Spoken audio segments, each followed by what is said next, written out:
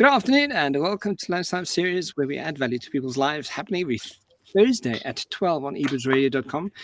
You can catch the Lunchtime series on all major podcast channels, and if you are checking out on YouTube right now, I'm out in nature doing out on holiday with my daughter. But in today's marketing and leadership segment, joining me as per usual, marketing communications expert Craig Paisley. How are you doing, Craig?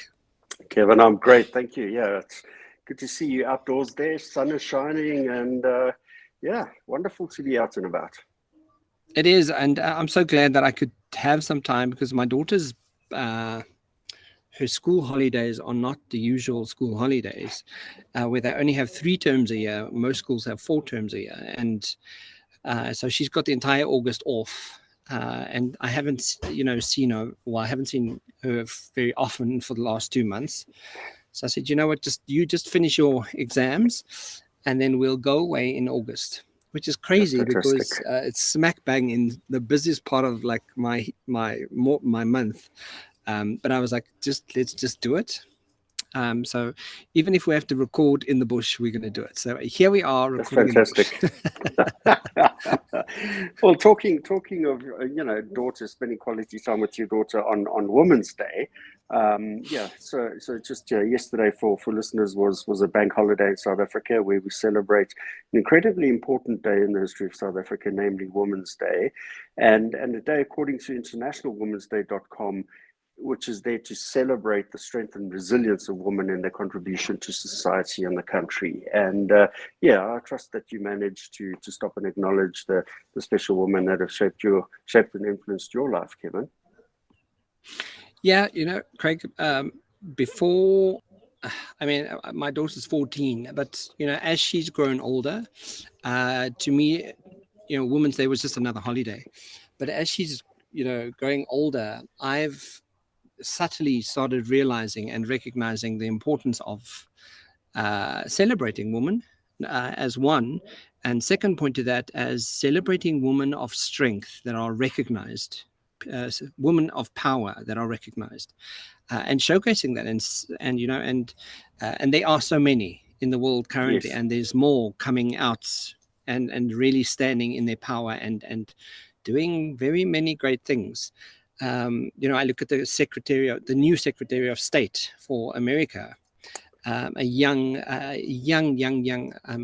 and I speak under correction. I don't know her name now. She's got like a French double-barrel name, but young African, French African lady, and just so unbelievably well spoken, and just on cue with everything she's doing. It's just at the top of mind because I've actually seen it on TV just recently, and that's what that's the representation I would want my daughter to see. I want to see fantastic. That there are women out there in really powerful public places doing really amazing things. Yeah, no, absolutely. So to that point then, and just keeping on the topic for a minute or two longer, do you come across a respectable number of women leaders in the leadership coaching work that you do, Kevin? And if so, is it specific to certain sectors that you're working across? Do I come across women leaders in this leader? Is that the question? Yes. Not as often as you'd like to as you'd think, Craig. I think, strangely enough, in a leadership capacity, especially from how to be a leader, you often find a lot of men who have run businesses and coach from that perspective. But from a coaching perspective, you'll find that very often you find women, more women as coaches than men as coaches.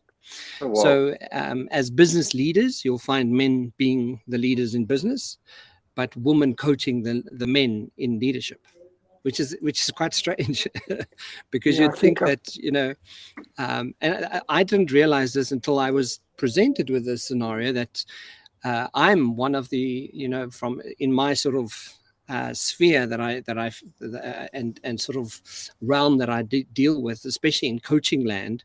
Yes. I'm one of the few male coaches that people tend to use when they do sort of leadership coaching, because there aren't very many male leadership coaches, but there are very many male leaders leading business. Yes, which is yes. interesting. But I think, just to add on to your point relative to the number of female mentors and coaches out there, I think that probably is on the back of the ability to bring empathy into the equation and really, that there's a bias towards female relative to understanding, delivering, and working with empathy. And that's why empathy is such an important part of the topic, as we picked up in a few instances, in bringing it into leadership spectrum. And I think to that point, and I think it's because we human and we have those biases, and also coming through, from the 80s to now, the last 20 to 30 to 40 years, male dominance in leadership position has always been the way that the world works, and the way that we've been taught that the world works. But today, we know that that's not how the world works. And quite interesting, I did a talk on Friday, Craig, around gender bias. And gender bias specifically speak to that we instinctively as humans look up towards men who are taller as CEOs. So CEOs are 9 times more likely to be CEO and really tall than short CEOs, purely based on the fact that we actually tend to start looking up at them, right? And they tend to be male, yes, right? And it's yes. purely based on the fact that our schooling system has been what it has. Our work environments have been what they have been. But I think, gradually, I think in 20 years' time from now, gender bias specifically, will have switched quite dramatically, even to the point where it may not be even relevant or prevalent in the workplace. I think people are really starting to pay attention to that specifically. Absolutely. So, Greg, moving back to this week's show, I just want to say I really enjoyed last week's conversation where we covered the topic of high growth professional services business in these dynamic and ever-changing and challenging times. With that said, can you share with the listeners some of our last week's conversation? Yeah, Kevin, thanks. I must admit, I did enjoy the show myself last week. Really great topic. And I'd like to reference the report we actually covered in the show last week, Kevin. It was titled High Growth Study 2022 and was produced by Hinge Research Institute, which is a leading branding and marketing for professional services industry firm. And we covered the following 5 key points where brands are achieving success from their respective conversations. So the sort of the 5 points there were: a battle for talent taking center stage, technology driving growth and profitability, marketing really matters, a different strategic focus, and a new normal. So let me quickly take you through a little definition for each of those points. So firstly, the battle for talent takes center stage. There we learned that high growth firms have found ways to expand across the top talent pool through outsourcing, and this definitely provides an edge when it comes to talent. The second point here is technology drives growth and profitability. And what we learned there is that high growth firms have much higher levels of technology maturity, and they're able to make much greater use of the multiple technologies to optimize their performance. The third point there was marketing really matters. Again, a point that cannot be emphasized more. High growth firms execute their marketing strategies much more effectively, which obviously results in greater impact from the same techniques that their competitors or low performing businesses would see come to fruition. And they also have an edge when it comes to digital strategies, such as the likes of CEO and performance tracking. And we spent quite a bit of time talking about the importance of CEO and how that's leveraging that correctly is enabling a much deeper pipeline. The fourth point there was different strategic focus. What we learned there is that high growth firms focus on the future and new ways of adding value and improving efficiency compared to the other firms that are very much worried about competition and eroding margins. And finally, the fifth point there being a new normal. And what we learned there is that high growth firms actually accept that uncertainty and rapid change are the new normal, and that they learned how to leverage these opportunities for innovation and profitable growth. And yeah, those are the key takeaway reminder points from last week, Kevin. Fantastic, guys. If you want to go check it out, you can check it out on the Lunchtime series. Fantastic conversation that we had last week. Craig, so for today's conversation, what are we going to share with the listeners on today's show? Yeah, Kevin, thanks. I came across a really comprehensive report titled Understanding the Path to Purchase 2022 Global Consumer Types. And the report was published by Lisa Holmes, who's head of practice consumer insights at Euromonitor International. It was published as recently as July 2022. And just to set some context there, Euromonitor International is the world's leading independent provider of strategic marketing research. And this is the third consecutive publication of the report, Kevin. And the reason the report stood out for me is, as you know, we've often referenced buyer personas in our conversations.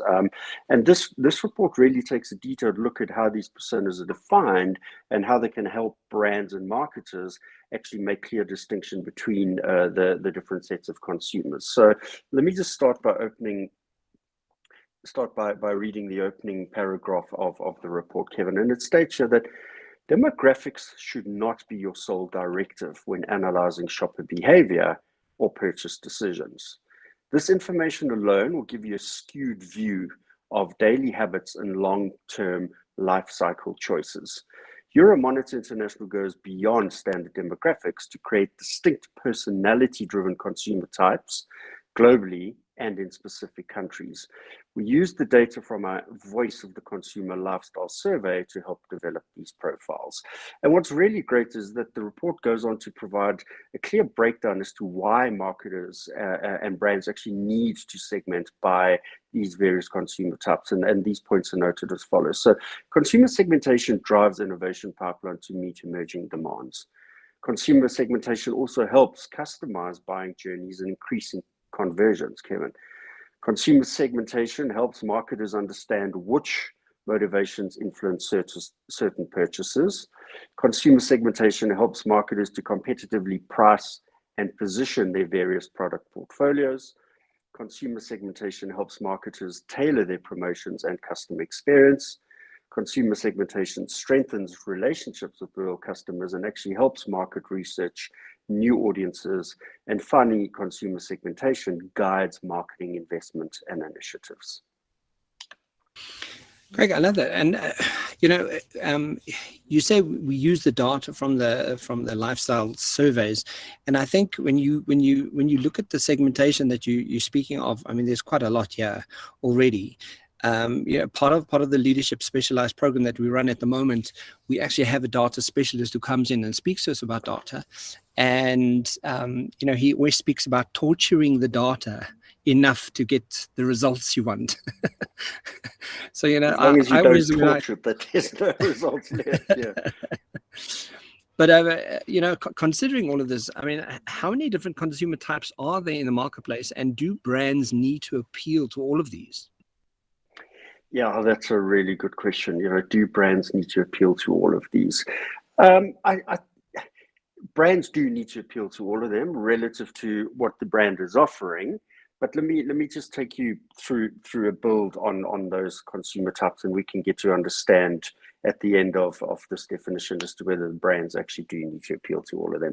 So the report focuses on 8 different consumer types, Kevin, and these are noted as follows: undaunted strivers, balanced optimists, empowered activists, cautious planners, impulsive spenders, minimalist seekers, conservative homebodies, and number 8, secure traditionalists. And what's really great about these definitions, Kevin, is that you can almost immediately identify yourself with one or two of the segments, based on your specific buying behaviors. And importantly, though, many of the habits and values are consistent with consumer types from the previous years that the report has been conducted. So it's really good to see that there's now some quite clear differentiation between those 8 classified segments, Kevin.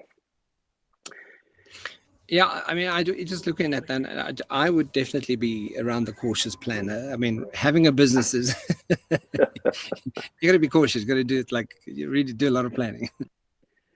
Yeah, I must admit, I'd probably align very much with that as well. But I think the other one that stood out for me is the balanced optimist.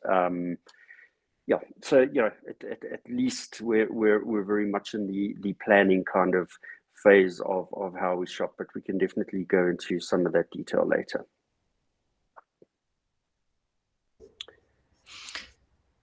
Craig, so Kevin, do you I hear me? lost you Can you there hear me? for a Hello, second. hello, Yeah, hello, no, hello. now I can. Yes. Sorry, yes.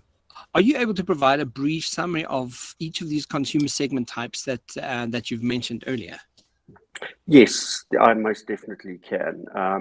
So, as I say, yeah, this report really is an incredible report, deep insights garnered in the report, and I think it's a must read for any marketer who really wants to get to understand how to layer the segmentation of their consumers in a lot more depth. But I'm really going to give a broad, really top line overview.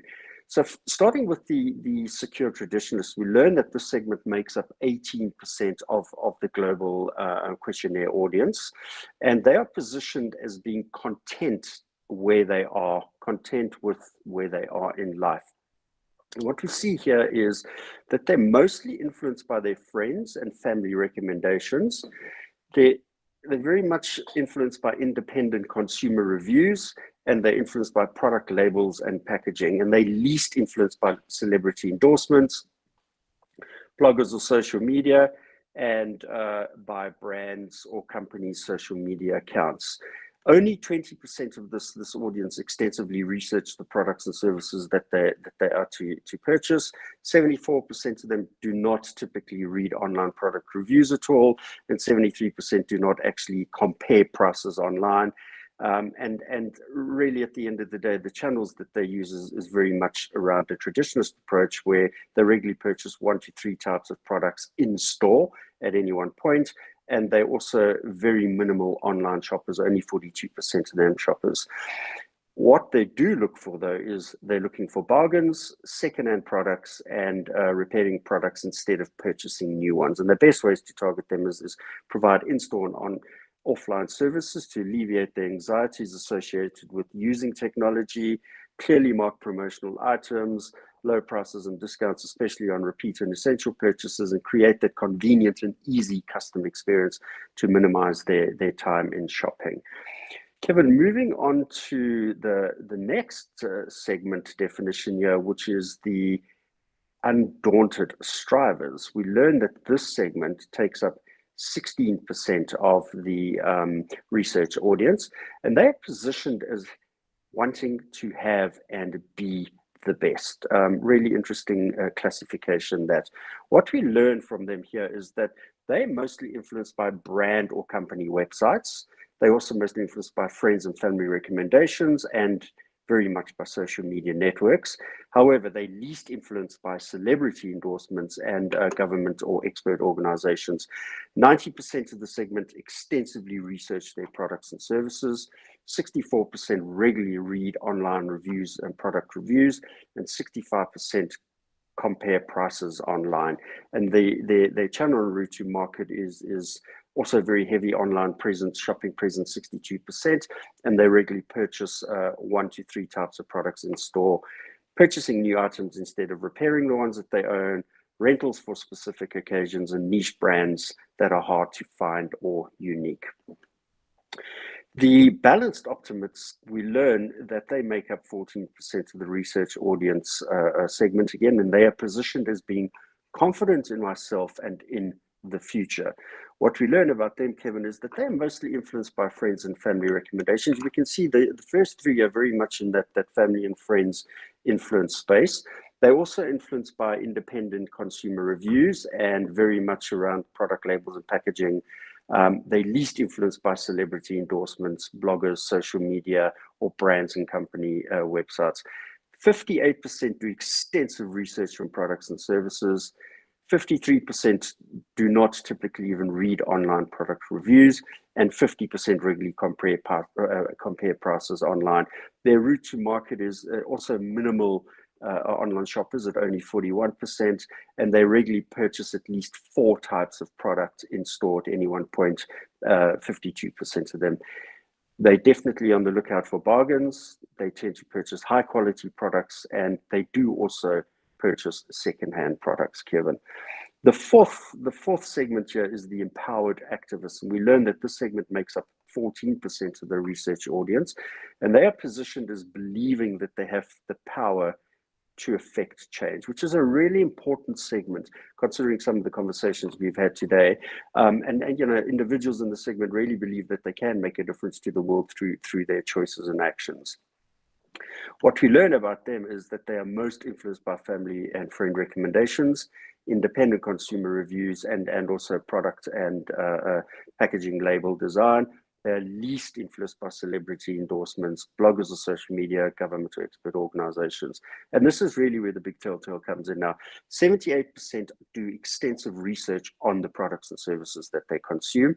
70% are regularly reading online product reviews, and 71% are regularly comparing prices online. So a heavy online shopper presence at 47%, and they're regularly purchasing up to 6 products at any one time in a retail store, 63% of the empowered activists.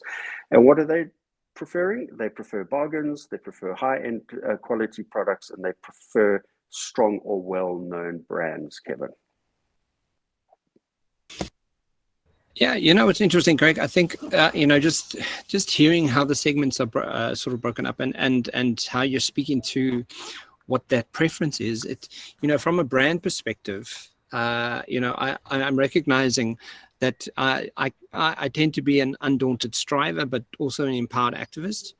But also, or when I'm shopping, I'm at least doing that, but also how I showcase my brand. And I think that's what's really interesting about this, because when I want people to Google me, I want them to come see a very specific kind of information. So I think these segments, from a brand perspective, are really important to also speak to what the voice of your brand is saying. Yes. The moment someone types in that brand, or Googles a brand, or Instagrams a brand, or whatever, they sort of get the gists of who am I speaking to? Who's this brand really speaking to? So I think it's really key for brands to really listen up and then kind of go, okay, who's my segment, Jan? Is it really talking the talk specifically? Because considering all these factors.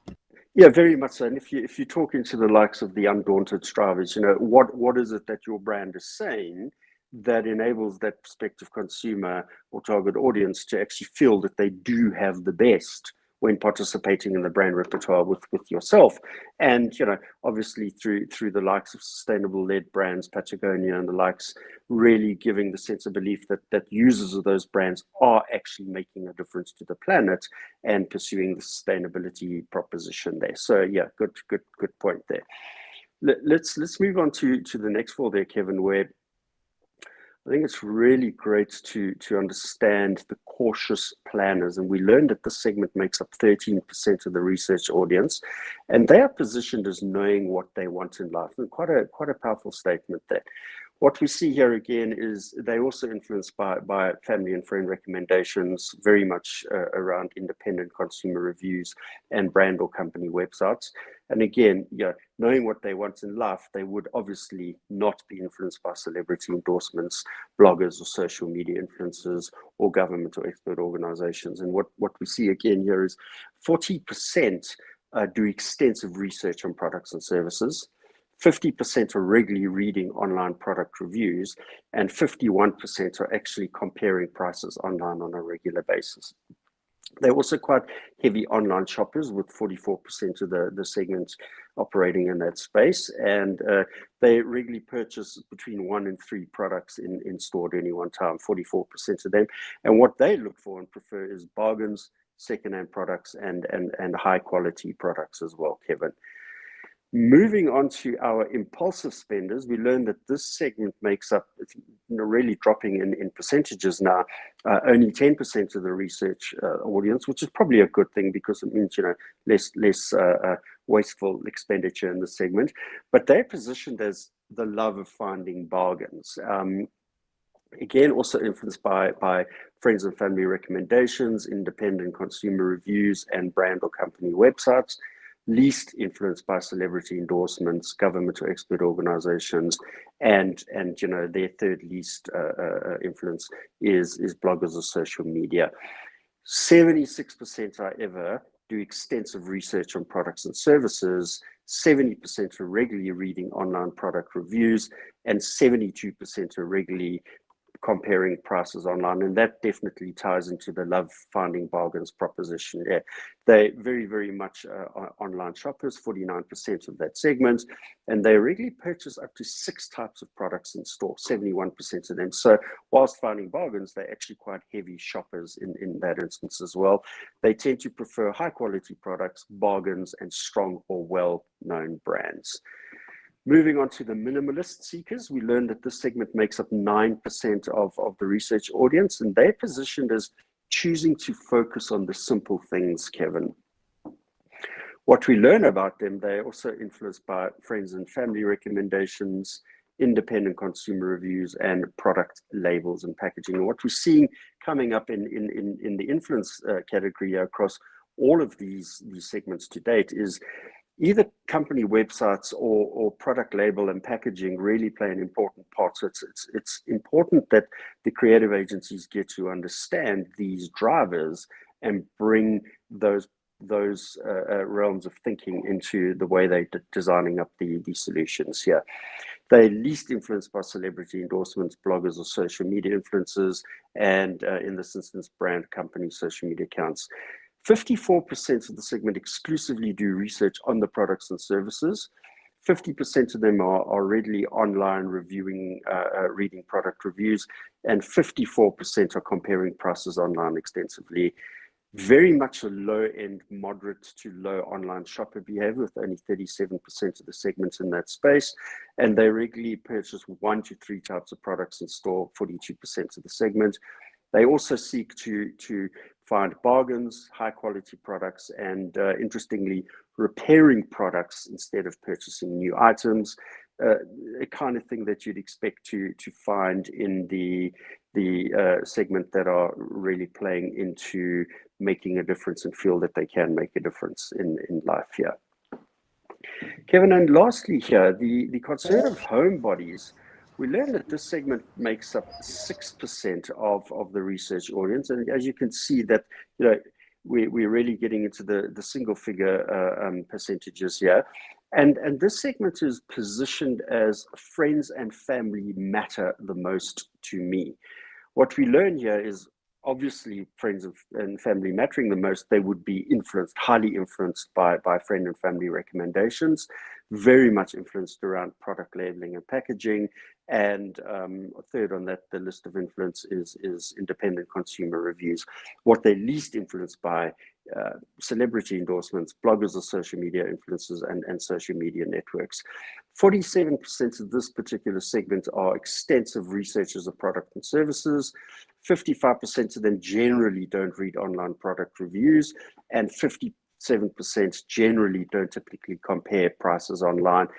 With that said, it's obvious that there'd be very much minimal online shoppers, only 37% of the segment, and they regularly purchase up to 6 types of products in store at any one point, 72% of them. And what they tend to prefer, Kevin, is they prefer their bargains, they prefer very high quality products, and they also prefer secondhand products, Kevin. What I wanted to point out to you was, in most of these segments, it's interesting that a lot of people are not influenced by influencers. Yes. So it's interesting to hear that a lot of people don't make that they don't make their buying decisions based on someone who's got a really influential social media page or famous for being on TikTok, but rather do more research into what it is they're actually buying, which is interesting because we've done shows, we've done a lot of shows where that used to be a thing, it's used to be considered quite a thing to be able to be a social influencer. So Kevin, that's such a good point you make, because there has been a shift away from celebrity endorsement and social media influencing. And in fact, maybe let's just sort of repackage it slightly differently. So celebrity endorsement as opposed to an influencer, there is a difference in that regard. Okay, and one of the key things here is let's talk about Nespresso brand endorsed very much by a particular individual who is well liked around the world, good old George Clooney. And I think the authenticity of George Clooney sort of is the stickiness that really works for that brand. In so many instances, the celebrity endorsements are really beginning to wane on authenticity, and brands and consumers have moved away from that particular approach for a period of time. However, on an influencer side, we're seeing brands leaning into influence. Suddenly there's a bit of a turnaround again, where brands currently are starting to lean into influencers a bit more. And I think TikTok has actually enabled a lot of that, because the TikTok engagement and instantaneousness and realness is really one way to eliminate all the lies and nonsense that come with some of the fictitious aspects of celebrity endorsements, paying somebody to say something, whereas in a influencer status where you're in the TikTok space and living it real and enacting and going through the motion of sharing that brand experience, I think it brings another level of authenticity to it. And I quite enjoy seeing some of the influencers working with and utilizing brands in the format of what TikTok brings to the fore, Kevin. Yeah, I think it's a sort of evolving, it's machine the whole time, and you got to play with it. You got to know it. You got to understand it, and it might work for your brand. It might not work for your brand. And if it does, fantastic. If it doesn't, use it for a different reason, maybe. Yes, absolutely. And again, it's getting to understand the percentage of which use of that particular endorsement is going to either push away or draw individuals closer to the brand. So whilst the majority is stating that they're least influenced by celebrity endorsement, there still is a percentage of lean-in that would be inevitable in place around celebrity endorsement and or other influences. Absolutely. Craig, so as we close the show today, and thank you for joining me in the bush. I'm quite envious. But what can you share with the listeners as the key takeaways to the conversation?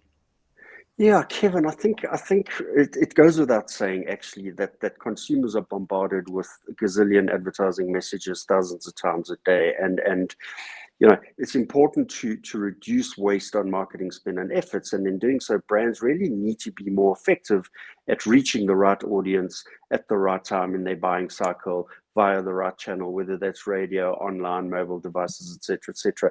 But it's also important to understand it's not just about demographics like age, gender, race, and religion, which we've spoken about at nausea before as well. It's very much about developing those distinct personalities and at least personality-driven consumer segments.